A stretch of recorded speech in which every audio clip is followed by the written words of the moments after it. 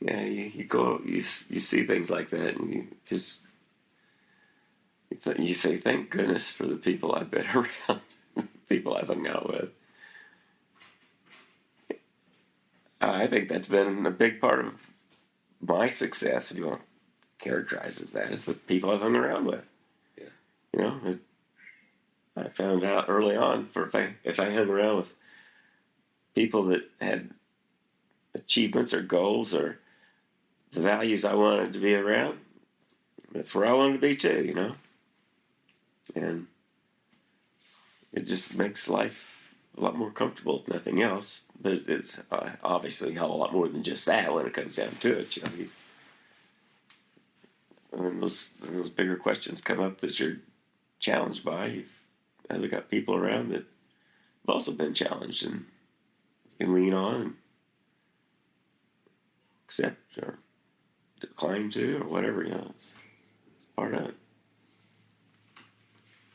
It's interesting, right, that for in your biking groups and your running friends, thinking of the athletics in particular, I can compare my own case with basketball friends. Yeah. As it is now, it's been an evolution for me through the time that I've been in New York. I still have a lot of friends inside the art world, which is my professional career world, and my identity too. But over time, in this unexpected way, the best friends that I have now, that I see the most and invest the most in, are people that have come from my basketball life. Yeah. And seems that similar in your case. I think very, very much so. Without knowing that much about your experience, I would say you don't have to know that much about it to realize how important that is. Those relationships become over time. You know, you know the people that you can trust on the court. You can trust in a decision. People that will lean on your back if you need it for something else. You just get to that. Of course, I've got that in spades now because it's all bouncing back to me and I'm seeing it, you know. But I knew it before, you know. It's just that now it's made painfully obvious, you know. But same things we've been doing for years, and yeah, it's. I mean, for me, the key of it is it's totally about it's transcending the activity. Yeah. It's not about sports or athletics. Right. It's a component to it, but it becomes a kind of cauldron where you find out something else about the people. You know. Yeah. I don't know if it's a matter about like. Well, if you're dealing with people in your own field, in some way at some level you're competing with them. Yeah. You can be collaborating and competing, and as you were saying earlier, it could be healthy. Yeah. But through the athletics component, we share something, a passion for this other thing, which in the grand scheme of things is not contributing to our success or failure in life. It's an important activity and it makes us feel good, stress relief, and we just like it. But then getting to know somebody, like a really, really good person who you otherwise couldn't get to know through the professional aspects of life. Yeah. You know, my friend who's raises money for nonprofits and he raises money for law schools, and yeah, like I would never come across it except it's great work that he does, and we found out we really get along. And it seems like, you know, so many of the friends that you refer to most often come from that world, or that, you know, sphere of activity for you. Do you have a common denominator for an attribute that puts one of those people on your hit list of people that you want to categorize as your friends? I haven't thought about it before, but since you're asking me now, I mean, there's a kind of first there's an intelligence quotient thing.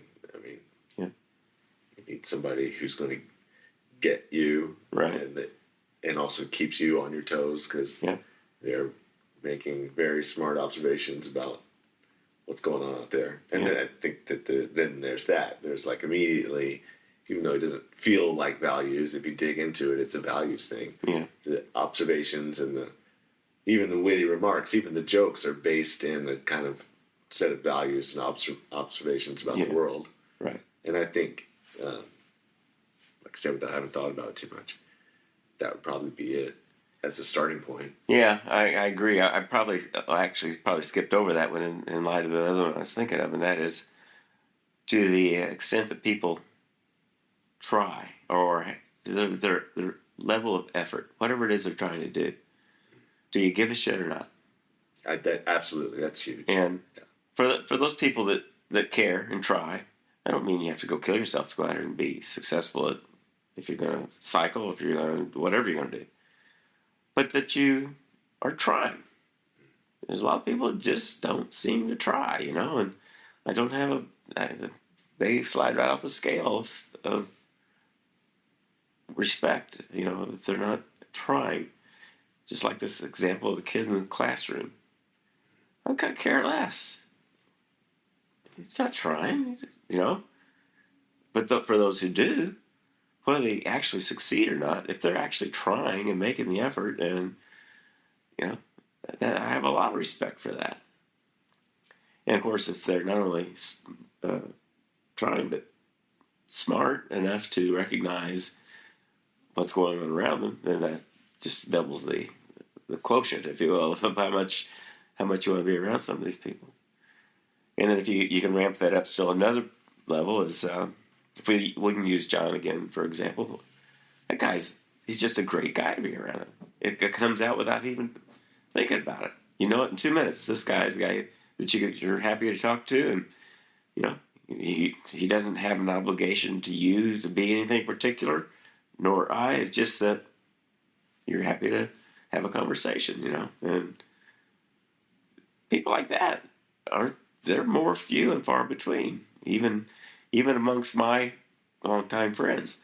Some of them don't get it that much. Some of them are closed-minded than others. I've got tremendous respect for them, but we still don't connect in the same way, whether because of their religious dogma, some have that, or I don't know, whatever it varies, whatever it is, that makes one more attractive than another as a friend, as somebody you rely on or would put your trust on, your faith in. But yeah, That trying point is really good. That's really interesting. It's because that's something that's going to permeate everything they do. Yeah, and that's what I've come to see that more, and it's been one of these things I think it's been percolating out since this happened. When I've been thinking about that, what is it that makes about this person, and they try whatever they're doing, they're willing to try and make something of, and relationship or activity, or they don't shrug it off as not important. And that's once again one of those balancing acts about what is that really when it comes down to it, But you know it when you see it. Joy and I have been having this joke. It was an observation that she made.